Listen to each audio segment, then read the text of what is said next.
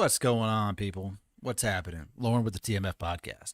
Haven't done a TMF one in a while. We've done the FAF show, and I've been doing the stock shows. And if you've joined those, I thoroughly appreciate it. But tonight is Saturday night, June 5th, and I just want to go over some stuff, man. Look, let's just talk about some things happening. You know, we can talk about the stocks a little bit. We can talk about what's going on in the UFC a little bit, and a little bit what's going on in the world. Because I haven't really been here to do that. Just been dealing with life stuff.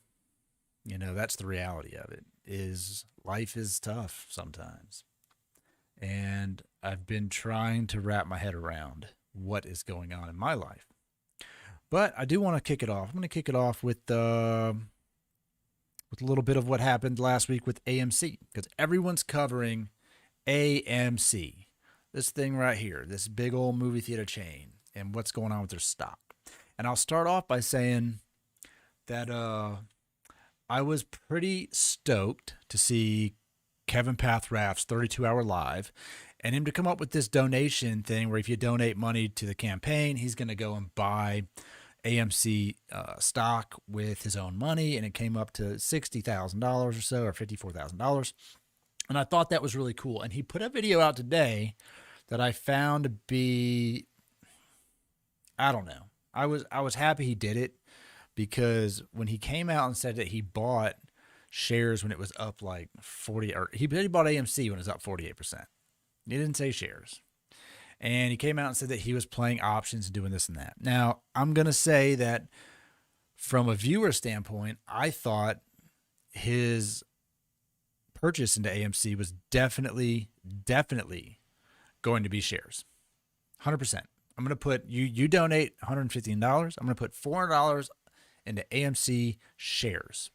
He said stock. He did say stock. So it's not his fault. But if he wants to help the apes and he wants to help the AMC cause, then put it into shares. Or I guess maybe options a year out. Because he did say he was going to put it in there and hold it for a year. And I was like, man, you know, buying AMC at $50 and holding it for a year is so risky. Like, that's just a losing investment at the end of the day, because the stock doesn't trade at $50. And it's, at best, after all of this, it's probably $25. Definitely not $50. So I get what he was doing by selling the puts and buying the calls and all that stuff. I get it. Welcome to the show. If you're joining in here, say something. But so he's going to go out and cash out some stocks and cash out his options and buy shares on Tuesday. He's going to put $50-something thousand into AMC shares. And he said if it dipped down to 20, he's going to add another 25,000. So props to Kevin for that. On the AMC front, it took a big hit. It took a massive hit on Thursday, Friday. I took a massive hit with it. I'm holding shares still. I still have like 130 shares or something of AMC. And I have call options. I have way more money in call options than I do shares. And the calls, look, I bought the 145s. Let's do this. Right? Let's bank on this sucker moving. It doesn't even have to hit 145 for me to be in the green. But it's got to be higher than $42. And I think what's happening here is a combination of things. If you're out there waiting on a short squeeze to happen, yeah, there's a ton. I mean, 1 million shares shorted is huge. But we have to be realistic. They don't have to cover them. Now, I'm a little excited to say that I've seen articles yesterday and today, and I was trying to read the one on Bloomberg, but you got to be a member. So somebody copied and pasted it here onto Reddit. Says Jeffries Prime Brokerage will no longer offer custody on naked options in GameStop, AMZ, and MOV, which is huge. So they're pulling the support of shorts on that one. Goldman Sachs, Bank of America, Citigroup, and Jeffries are among the firms that have adjusted their risk controls at Prime Brokerage operations for this stock, which is huge. That one and GameStop. That's a huge win for anyone in the AMC game. A huge win. I don't know if they're doing it for a PR reason or if they're doing it for a risk management reason because they feel like they are losing and that they're going to come to a point where they cannot fulfill the obligation to cover the calls, cover the what they've got out there. I don't know, but that's a big win. What does it mean? I don't know. Couldn't tell you. I don't think anyone can tell you what that really means because we don't work in that world. If you work in that world, then you can look at it and go, all right, well, we're going to have to find somewhere else to do business. Probably is what's going to happen. They'll find another brokerage. They'll find someone else to do their dirty work. Because 102 million shares, man. And how long does it have to stay up there? Where do they short them? We don't have the figures for this. That's the other problem. They could be trading up their shorts. You know, if you were shorting AMC at $15 and it goes to $77, your short position is deeply in the red, like vastly in the red. And it's costing you a lot of money. So at what point did they cover and then it goes up and then they shorted it again? So they're just going to probably keep trading them. This is more than likely what's going to end up happening. So keep that in mind. We did see some big movements. You know, what's crazy, and I guess what doesn't make sense watching it from a retail trader perspective is that we don't see any movement in the level 2 data. So in the order book we used to see these sell walls, 100,000 shares, 200,000 shares, 50,000 shares. You know, stock hits 36, 100,000 shares on the books. We used to see those ahead of time. We saw them up there. We don't see those anymore. What do we see? Almost nothing, which is bananas because the volume is so ridiculous. They would be there. So the sales are happening, I wouldn't say off the books, but in a way off the books. You see 7 million shares drop in a 5-minute span or 2 or 3 minute span, and it drops the stock a lot, like 10%. So then you look at it and go, okay, well, they had a $11 million sale or 11 million share sale over it's like 8 or 9 minutes, drops the stock 40%. And they sell 8 million and it drops 8%. The math doesn't add up. You know, this is just trying to trigger stop losses, which if you're holding AMC, you know, and you got shares and you think it's going to go to $100 or you're waiting until it goes to $100, then you don't have a stop loss at all. There is no stop loss until you get to $100. You have a sell limit at $100. So does it trigger stop losses for people who don't believe that? Absolutely. Look, guy that watches this stream has stop losses because risk management. Very possible that AMC goes back to $20. Very possible before it ever bounces, which will burn call options like a son of a bitch. And it's better to play spread. It's safer. If you're holding shares and you don't care, average up, average down, just get more of it. I mean, if you read the comments and you watch the YouTube videos, these guys are buying it. Now, I will say this, if you watch the main streamers of YouTube, and I do, I listen to Matt Kors and Trades and Mo Money, whatever, and I'm a little bit, how do I say this? It's easy to tell people to hold, and I'm buying, when the money you're putting in you don't need. And I do believe firmly that a lot of people buying AMC stock as retail traders are buying it with money they actually need. And when you make the money that they're making off YouTube, and you make the money they're making off of trading options, because Matt Kors is fairly transparent about some of the trades that he's making, buying options and selling them and making money and buying more shares. It's easy to hold. So easy. Hold it. Don't need it. Guess what? On the 20th of every month, he's going to get a fat check from YouTube. With the subscriber count he has and the viewer count he has, him and Trades are making plenty of money off YouTube. And they can keep buying AMC or GameStop, whatever they want to buy. They can just keep buying it. Doesn't matter. And they can hold it. They can hold it forever. Because every month they get another fat check. And you out there watching might not get that fat check. And you're hoping that it hits 100K. And you're making plans, paying off debt, paying off loans, paying off houses, and buying cars and all kinds of crazy shit on the premise that AMC is going to hit some outrageous number. Now, could it? Could. Yes. Could it hit 100,000? I don't know about that. Could it hit $1,000? Yeah, you dump 100 million shares. You cover 100 million short shares in a couple day period. Absolutely. Nothing's stopping that rocket ship. But what's stopping it from getting any juice at all is the fact that they're not doing that. We saw a gamma squeeze, definitely, last week. Very exciting to watch. 100-something%. Insane to watch. Call ops, dude, my calls went bananas. And I made good money on those options. Good money on the shares. But if you're just sitting there hoping that it goes to some outrageous number, well, they're not going to lose that kind of money. Look at how much money they're losing. Oh, they lost $2 billion. How much money do they lose if they cover 100 million shares of shorted stock? That number is so much bigger. So much bigger. So next week I think will be interesting. We're going to have some decent price action. I look at the chart and the after hours was ugly, but it did bounce. It did bounce. So, it hit a low and then it bounced. And you're still at $43.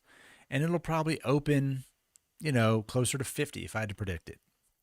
I would say it opens closer to 50. If it doesn't open closer to 50, it's going to be an ugly day. I'm going to lose a lot of money. A lot of money. A lot of people are going to lose a lot of money if it doesn't go open somewhere closer to 50 and have a decent run. All right, let's move on from that. I'm going to move away from that one. There's other stocks. I'll probably just do a regular stock video after that, but I did want to cover that at the beginning. Some other stuff that's happening. We've got the Logan Paul Mayweather fight coming up on Sunday, and I don't know what's going to happen with that. I'm going to watch it, though. I'm going to watch it for sure, but who do you got? Watch the sparring, dude. Floyd is fast. Boy, if there's ever like one of those TikTok videos like, I'm fast as fuck, boy, that's Floyd Mayweather with that jab. It's legit. And Jake Paul's just hoping he gets one good lick on him, I think. So it'll be interesting. If somehow Jake Paul takes out Floyd Mayweather, which I honestly don't think it's going to happen. I don't think it's going to happen because I do believe that Floyd is faster. I believe that Floyd has the in-ring experience. I think he's got the head movement to avoid getting punched. And I feel like Floyd will get in the pocket, wear the body, and knock him out with I don't know, probably a hook or something. He's going to get in there. He's going to get in. He's going to be in and out. It's going to be fast, and it's going to be violent. That is what I think will happen. And I think Logan will take a hit. I think he's sparred with people, but I don't know, he's sparred with no damn Floyd Mayweather. Look, he's got knockout power, but also he's going to hit you probably 5-1 on volume. It's going to be brutal. He's not facing a Conor. Conor would get in the clinch and tie him up a good bit. And Jake Paul's not a Conor McGregor, or Logan Paul rather, is not a Conor McGregor. He's not used to being in an octagon where you can actually grab him, tie him up. So his clinch game is going to be weak in comparison. And I think Floyd's just going to pick him apart. That's what I think will happen. That's my prediction. So let me know what you think about that. We'll see what happens. Moving on to the next one is Jake Paul, Tyrone Woodley. Stupid. It's a stupid fucking fight. It makes no sense. Tyrone Woodley needs to make some money. I get it. Jake Paul's a payday. I understand. My problem with this fight is Jake Paul wants to be a boxer, yet he does not want to fight a boxer. Tyrone Woodley, I think I was listening to maybe Brennan Schaub said Tyrone Woodley has not won a round in 21 rounds of fighting, whether it's UFC or whatever. He haven't won a round. He's not a boxer. Boxing is very different. I don't think he's got a chance against Jake Paul. And I don't think that Jake Paul is going to be taken seriously until he fights an actual boxer. Fight someone who is better than you at what you're doing. That is how you climb the ladder. You do not climb the ladder by simply extending it over other people who are not worthy of getting on it. If Tyrone Woodley retired from UFC or was cut from UFC and said, all right, you know what? I'm going to go be a boxer. That's what I'm going to do. You can catch me. I'm going to go get this title. Then cool, go fight Tyrone Woodley. It's not what happened. Tyrone Woodley got cut from UFC. Jake Paul was like, hey, I can beat you up. And he was like, I got nothing better to do. So, okay. And they're going to make a bunch of money. More money than he's probably ever made in UFC. So I think the Pauls, now Logan Paul fighting Mayweather's a legit boxer. It's a stupid fight because people will argue he is the GOAT of the generation. And that's not someone you just go pick on. Mayweather's like not even training for this fight. It's how much of a joke it is to him. So we've got that happening. We also have Kamaru Usman and Colby Covington number 2, which is exciting to watch. I can't wait for that because that was a great fight. You know, Colby got beat the first time pretty good. I don't know that that'll happen again. But I am excited to see it. So we got that coming up, and then we also have Adesanya fighting, I think, next weekend. Adesanya fights, the pay-per-view, and I'm looking forward to that. So we've got some good fights coming up.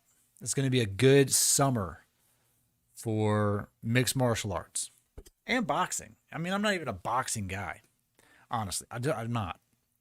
But I want to see Tyson Fury box. I want to see the Deontay Wilder-Tyson Fury rematch because those are two just mammoth dudes, and I wouldn't want to get hit by either one of them. So let's see it. Let me see it. That's coming up. So it's going to be exciting times for that. So I'm looking forward to it. Let's see, what else did we have here? On the fight side of things, Paulo Costa pulls out of UFC main event over fighter pay. He said he never signed a fight contract to begin with, and he took to Twitter saying YouTubers are exposing issues with UFC fighter pay. I don't know. I don't know how much how much should they be paid? I don't know the answer to that. In relation to how much the corporation makes, should it be a kind of percent of that? I mean, look, you train hard, you go in there, you put it all on the line, you risk your health and your safety, but it's your choice to do both of these things. The UFC is not making you do it. You chose to do that. In order for the UFC to pay you to show up and fight, a billion things have to happen. I can only imagine the amount of things that have to happen so that you can have 25 minutes inside that cage on a Saturday night. The amount of people involved just to make that happen has got to be just a task that we honestly can't wrap our head around. Whatever Dana White does, can't wrap my head around it. And the amount of people that he interacts with, it's a lot. So, I don't know. I don't know how much they should be paid. In relation to boxing, boxing's off the charts. It just is. Boxers fight once or twice a year, and the UFC guys fight a lot more. I don't know. I can tell you this, boxing isn't what it used to be. Definitely doesn't have the crowd draw that it used to have or any of that shit. So there is something to be said about that. I mean, I think you hang yourself when you go ahead and put something out like that. Like, I'm just going to pull out. I'm not going to fight because of YouTubers. But you got to do you. You can't use someone else as a crutch for that. That's not fair. Oh, let me see here. What else did we have? I had something else that I wanted to go over here. And I don't see it. Oh, there's something going on with Trump. Something rallying up with Trump. I mean, Facebook bans Trump 2 years. Trump's Facebook ban will last 2 years from January, which is a convenient time frame for him. Right now, he doesn't need to do anything at all except live his life. And they're going to investigate him for whatever in New York. It's bogus bullshit. They're just trying to keep a smear campaign going because they know that that dude is not done politically, right? He's not done. He wants to run again somehow and wants to be in politics. So, January 2023, we put him back on Facebook just in time to run hard on a campaign. That's the reality of it. He would have plenty of time to run a campaign on social media. I find that a little interesting because if they don't allow him on any platform, what's his chance of becoming president? Almost zero. Chance of getting to the people. They basically muzzled Donald Trump to the point where he can't. Now, if they did that to other people, other candidates, what would the backlash be? I don't know. I do agree with this article that the former Trump lawyer says Republicans spinning a fairy tale about 2020 election. I think they're getting a little bit out of control, for sure. So that's happening. There's just so much going on. Now, I will say this. All of what they're doing as far as what happened in 2020 election isn't about overturning the 2020 election. It's about resecuring the next one. Things, look, you can believe what you want about votes, voter fraud, voter whatever. You can believe what you want about it. However, shit didn't go down the way it should have. It did not go smoothly. It should have went better. So I will say that. It needs to be better. Let's see what else we got here. Biden's doing something crazy with taxes. I'm going to have to read over that before I can talk about it because some shit's passing on these big corporations, and I haven't really taken the time to look over that yet. I just kind of popped through it. And I was like, oh, Jesus. Henry Cejudo, if you want to go back to the UFC stuff, Henry Cejudo, come out, fight somebody, or shut the fuck up. Please and thank you. I am just so over these clickbait articles. Elon Musk sent cum rocket to the moon today. It was at 15 cents earlier. I'm not sure what it's at now, but I'm sure it's pretty high. Let me see your coin market cap. No, it still shows it at 1585. Still crazy. Up 130%. And it went to as high as 28 cents. Wow. So from 5 to 28 cents off a tweet. Look, I said it. Elon needs to tweet some ticket stubs and some popcorn. Let's do it. Send AMC to the moon.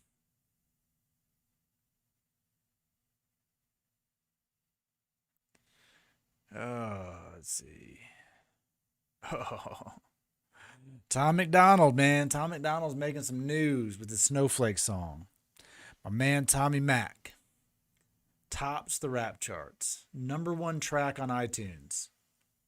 Dude, give Tom McDonald the credit due. I'm going to do a video about Tom because give him the credits due for what he is doing.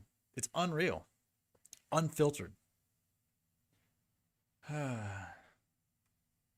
know, I'm going to do a video about it. But at the moment, I'm just going to just kind of go over what's happening, man. We are going to do the FAF, the Free as Fuck podcast, probably tomorrow some point. So catch that. And give us a like and give us some comments and give us some content and give us some ideas about the show. It's still new. So we've got that coming up, and this week's going to be a trying week for me. Personally, I've got some stuff that I'm trying to deal with, and it's been tough. It's been very hard on me. And I don't know if the light is at the end of the tunnel or not. You know, it's either the light at the end, or like Metallica said, it's a freight train coming your way. One of those two is coming. And there's not much I can do about it, which sucks. So I'll talk about that another time. I guess maybe once I have more of a answer. But other than that, man, it's Saturday night. I'm gonna maybe watch some TV, edit some clips, make a couple short videos to throw up on the YouTube here, and I hope to see you guys later. Hope to see you guys on the next episode. Till then, adios, amigos.